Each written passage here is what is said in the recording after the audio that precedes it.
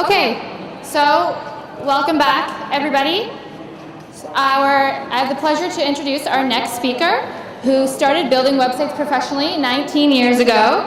I am pleased to introduce Tim Zallmann, front-end engineer at GitLab. Please give him a warm round of applause. Have fun. Thank you very much. Thank you for the introduction, and thanks for the invitation. So, as everyone knows, especially developers, naming is hard, so I had also a very hard time naming my talk, because my talk is actually about a little bit more than my original title is. So it's in reality about our evolution of the front-end architecture of an open source product done by a remote-only team by delivering a new version every month. So that's what I'm talking today. My name is Tim Zallmann. I'm the front-end engineering manager at GitLab. So this means I'm the head of the front-end team. I work there, of course. And what do? We are a software company who is building one software product. So we are just working on one product. And GitLab started as an open source project. It still is an open source project. And what we do is we want to cover the whole DevOps lifecycle, which is the big buzzword title above it. So this means we started as a repository management some years ago, and went from there and integrated all the things that we think that you need in your DevOps cycle. So this means CI, so continuous integration, continuous deployment, monitoring, and all the other things. GitLab itself, the product, is currently used by more than 100,000 companies. We have a large community with almost 2,000 contributors, so we have also a very active community which is helping us build the product, and we build the product with them together. What we have in our product is in reality the full start to end of a software product. So you can start planning your product with issues, with project management, with boards, etc. You have your whole repository management in there, so classic stuff that you are doing with Git, so that's where we came from. We have a very integrated merge request system so that you can review code from others and basically get it through pipelines. We have a quite nice system which is doing CI, so continuous integration. Every change of your software on your code goes through tests and automated test pipelines. And then we can go from there to have it also deployed, starting from classic servers to very much cloud native, so Kubernetes and stuff like that. And then on top of that, really monitoring the whole system, so having an integrated monitoring system which gives you all the insights on your running software. That's about the product, but it's less about the product today. What is also interesting about us, in my opinion, is that we are very much based on the open source idea. So we came from there. It started in 2011 based with that. And our founders went from there and said, yeah, we want not only to be an open source company, but we want to an open core company too. So what does this mean? We are very transparent. Everything that we do every day is totally out there in the public, so you can read what I just wrote 10 minutes ago to one of my team members on an issue. You can see where our strategy goes. You can see in our handbook how our hiring process works. You can see what our target for 2020 is, etc., etc. So we have a handbook which is administrated and filled by the members of the team. So we have a handbook which is 1,200 pages if you print it out at the moment. And we have, I think, roughly around 20 to 30 merge requests every day from team members. So this means that every time we see that something changed on our handbook or that it should be changed, so that we iterate on top of it, simply someone goes ahead, creates a merge request, sends it to someone else who has the right or has the overview of that area. It can be either the CEO or engineering manager, and they start changing it. So it's a living document, and everyone can read it on our website. So it's from doing expenses up to how we want to build our frontend. The other big thing that also our founders started with, it was the inventor of GitLab. He's from the Ukraine. He started as an open source project, and then our CEO came along and said, yeah, let's start a company, and he's from the Netherlands. And based on this idea, At some point, I think when they were 5 people, they went to the Silicon Valley, they got into Y Combinator, and then from there, the company growth started. So in one of our last rounds, we was led by Google Ventures, so we are at the moment at a very, very rapid scaling mode. So the last time I gave this talk, we were still at 250 people, now we are 350 people, or perhaps even more. And we are all around the globe, so we work from wherever we are. We are currently in 42 countries, and it works because we are very centric about that we are working only remote. I have worked in the past in a lot of setups where it was like, yeah, there's a team sitting over there, and there's an office over there, and the people felt always like extended or not inside of the rest, but we concentrated on exactly that topic. So we have the opportunity to have really great access to talent around the world. This is not about costs, but this is more about talent. So we attract, on one hand, a lot of talent, but we can also accommodate them exactly where they are. The other big thing is, especially for more senior people who have life plans like family, kids and stuff, it's really, you have a huge flexibility. If you're working from home or from a remote office, you simply have the advantage to do the homework with your kid. You can bring your kid to the kindergarten if you don't feel like it, that you are not motivated today. And as we know as developers, it's not a thing that you can simply be energetic and be creative like for 8 hours on a press of a button. Then you simply go out, go to a lake, it's sunny, perfect. And this gives us a huge advantage to keep our work-life balance. We have all our communication targeted to be completely asynchronously, and every 9 months we meet. So somewhere in the world, the last time we met in Crete, last October, this time in exactly, I think, 2.5 weeks, we are going all to Cape Town. So all 300 people all over the world with their significant others come to a place for 10 days, and we have simply, we meet in one spot. As you can see, this is also not only attracts a lot of talent, but also a lot of diversity. And I must say, I love this fact. It gives us such a boost in culture, in understanding how people work all around the globe. If you take a look, that's just my front-end team. You see, I currently have reports from the west of America to Melbourne. So this is like the full range of culture, time zones, etc. And the other nice thing is a lot of people travel. So I have one of my colleagues over there, Dennis, he's standing there. He's from Berlin. He just came here. 2 weeks ago we were in Munich. They met last week in Utrecht. So it's always also a lot of traveling around that, and that's quite a lot of fun. But let's get to the actual technical part of my talk. What happened to GitLab? GitLab is a monolithic Rails application that started out of being, yeah, we are Rails developer, we do some front-end here and there. Ruby on Rails brought a lot of auto magic, I call it, so it brought simply a lot of tons of things that simply happened. At some point it was like, yeah, we need a little bit of interactivity here, we need a little bit interactivity there, so it was inline scripts here and there, and at some point the big trendy jQuery came along, so a lot of jQuery plugins were put on top, and that's how the whole product started. And then it was decided now we should need a front-end department, but of course at that moment we already had a lot of tons of JavaScript code. The idea at the beginning was really to go for front-end features like boards that you can drag and drop issues around, that you see pipelines interactively, that you don't need to reload pages at that time. So that was really the target of building a front-end team. The strategy overall for our company is really to move as fast as possible at the moment. So we really want to bring as much value to all the customers and the companies that are using us as fast as possible.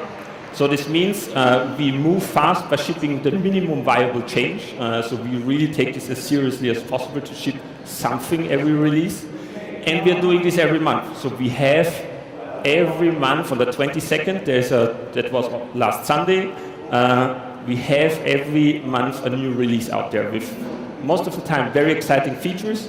And we have done this now 71 times consecutively to release something new to the wild.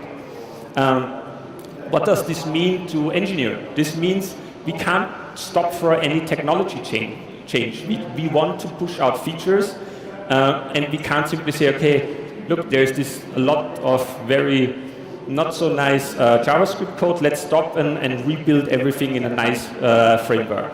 This didn't happen, and this wasn't possible, especially at that time, because if you're a new startup, you want to bring value, and you need to move forward. So priority number one is feature development, and you need to balance this with your technical work. That's when, after some of the legacy code was managed around, 2016, the decision was made to bring in Vue. So there were a lot of POCs done to see, okay, is it perhaps React, is it perhaps Angular, or is it perhaps Vue that is the most fitting framework for what we're actually doing? The base for it, why Vue was chosen, was mainly because you can start really small. So you can really bring in Vue in a very big existing page that already has tons of features on it, and you can really start out really small. And this is going back to our paradigm of having a minimum viable change. This was the perfect fit. So we could start with just adding one drop-down thingy that was dynamic to change the assignee of an issue, do it in Vue, and it interacts with the rest. And so this was the start of bringing out Vue.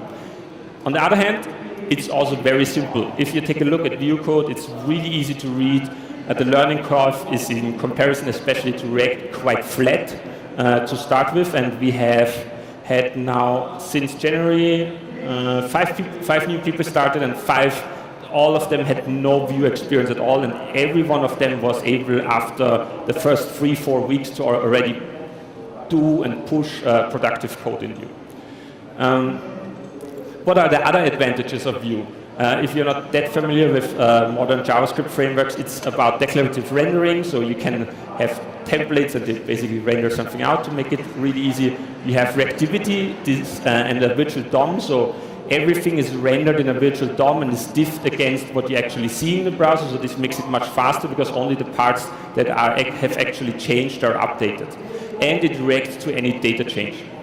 And the other big thing that we are especially working on at the moment are reusable components. So this means that we want to build components as the team gets bigger and bigger and bigger. So at the moment we are 18 people.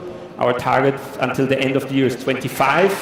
We need something that we simply can take and reuse overall and over again with a very easy setup and in a very fast way. If you want to try out Vue for yourself, it's really easy. Just Google Vue and find the CLI to get a jump start for it. And of course, as we are an open source company and we are 100% open, you can also simply take a look at our source code. So you can see everything that we have built over the last years. All the bad stuff, sometimes also good stuff, so that's also quite interesting. Let's move forward to 2017. 2017, it was the main focus was on finding the best way. So at the end of 2016, it started with Vue. It was really about finding the rhythm of the team. The team was growing. It needed more build tools, so Webpack was introduced. More and more features were written in Vue. Vuex, which is a Redux-based state management, so for building bigger applications, was introduced. We had constant reduction of the technical debt that I was talking before about it, and we started with performance improvements all over the place to really do bundle optimizations, lazy loading of images, etc.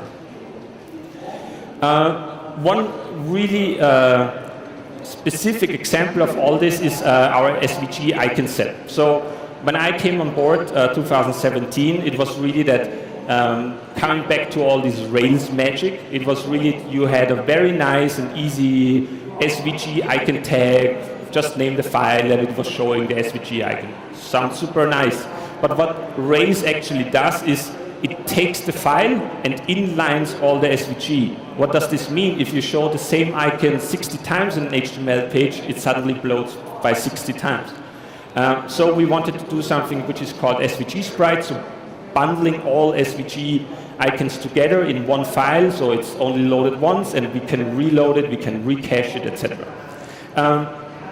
And there we wanted to introduce something on top of it, because we didn't only want to advance in our technology, but also on our process while we are scaling, because our main focus is at the moment scaling. So Before that, the workflow was like that. You take a SVG file by a designer, he sends it over to you by Slack, you put it in your repository, in your branch, then you link it, and then you check it in, and that's it.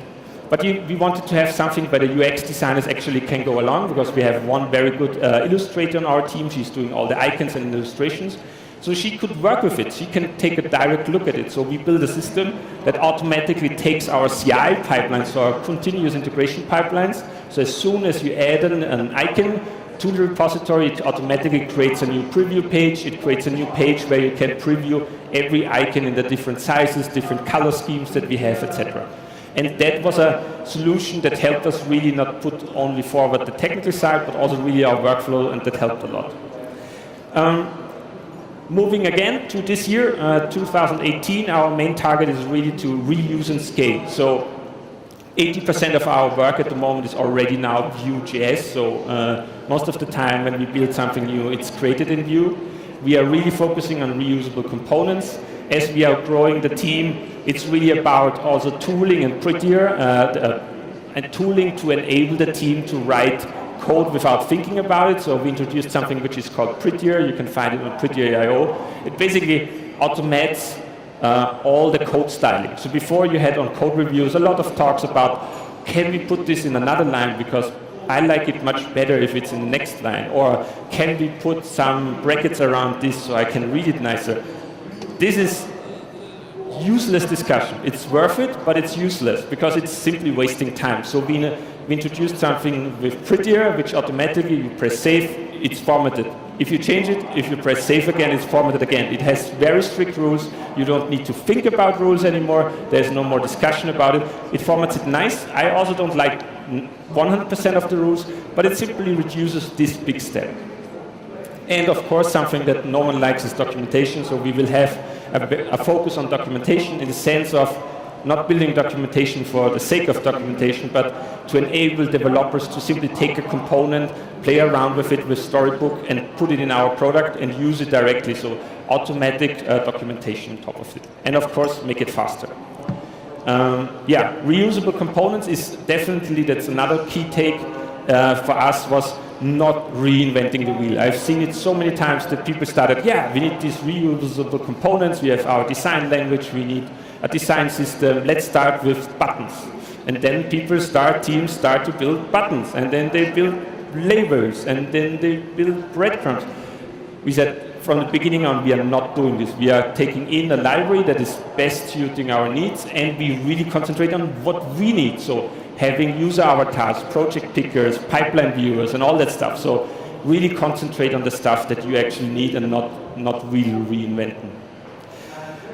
What are other learnings?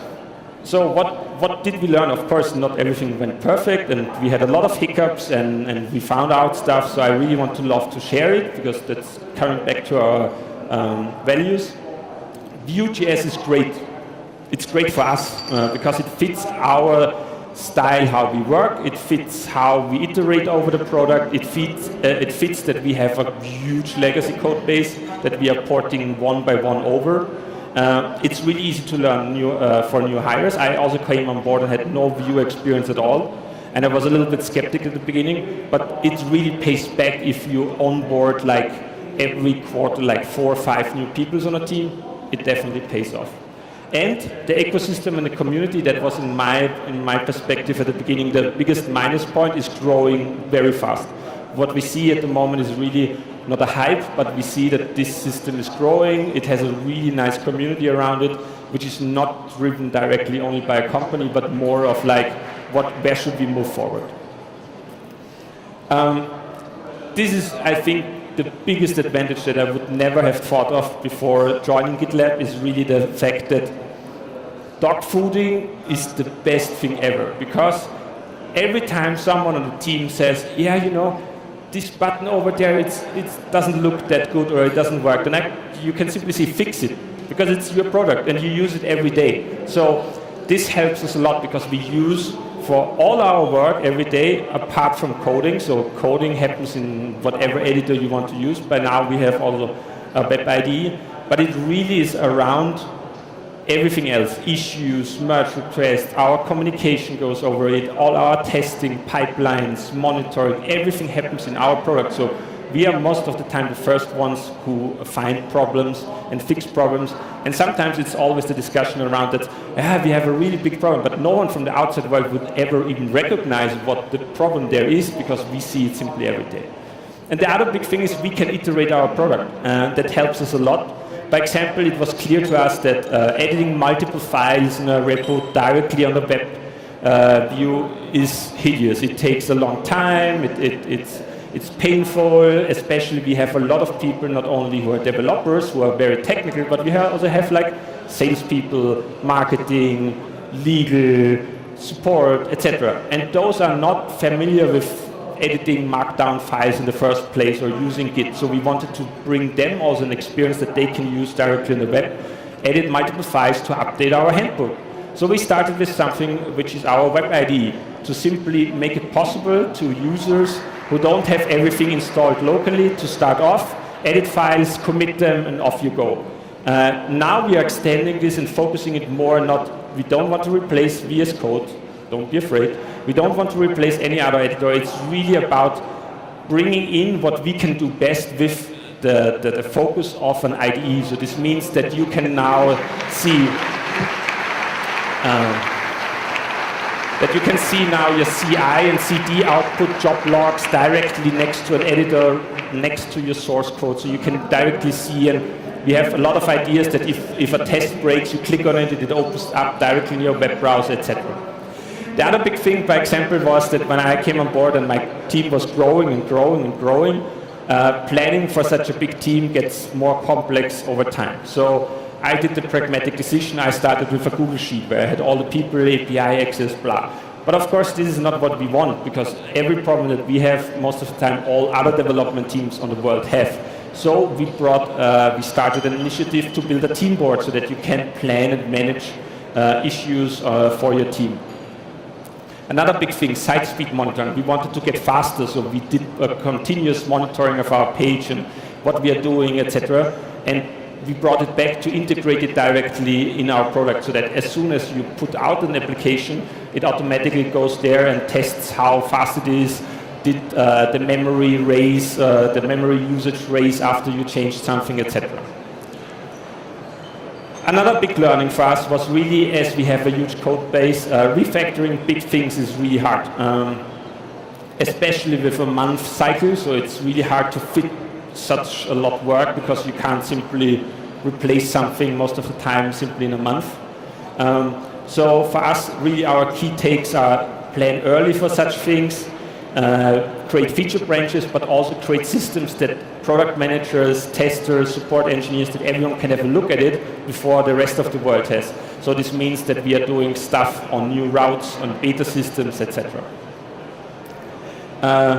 Classic thing, prioritization is key, as we are a very fast-moving startup. We have tons of ideas, but we have limited time.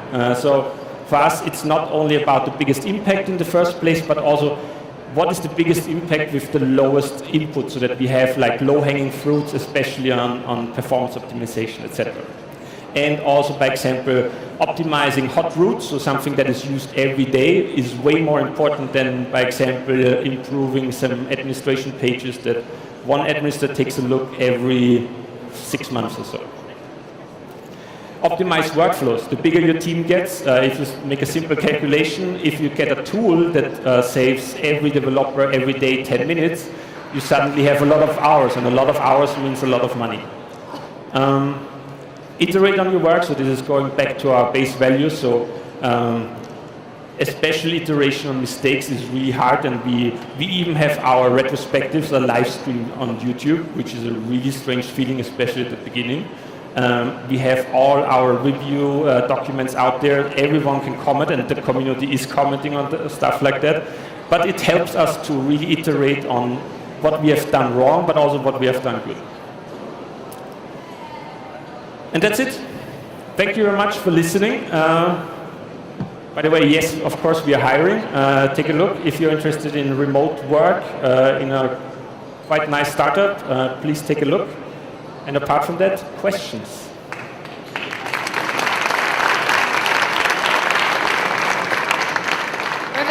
Okay, one down here.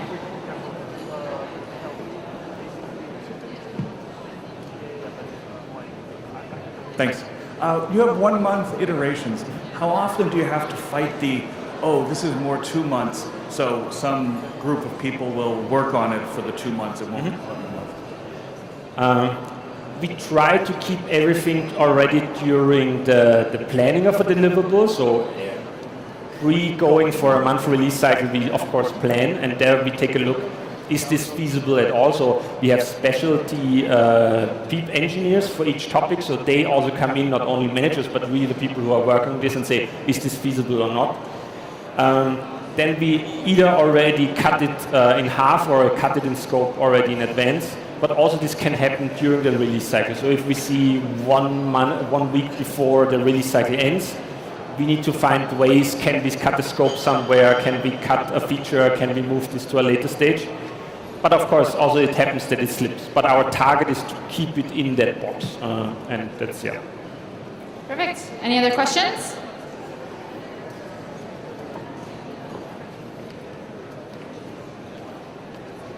Thank you for the talk.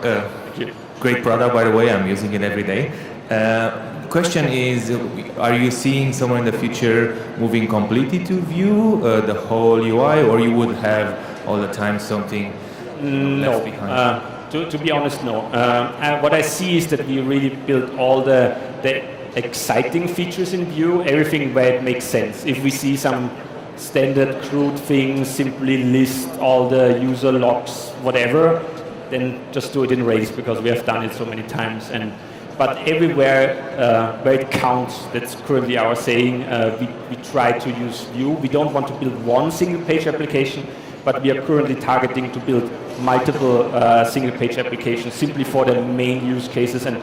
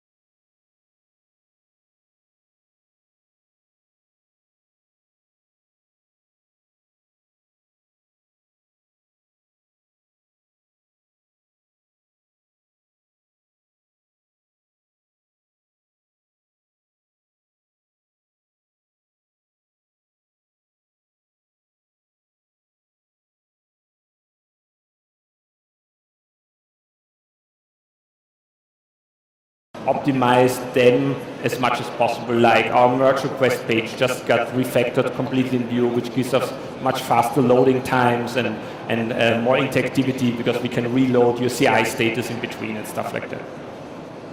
Perfect. Any other questions?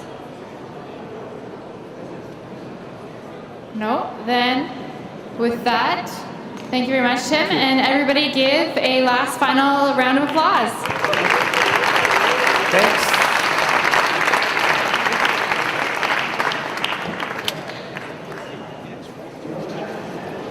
All right, again, so we have a few-minute break now, and I'll give everyone a 5-minute warning before we get started with our next speaker.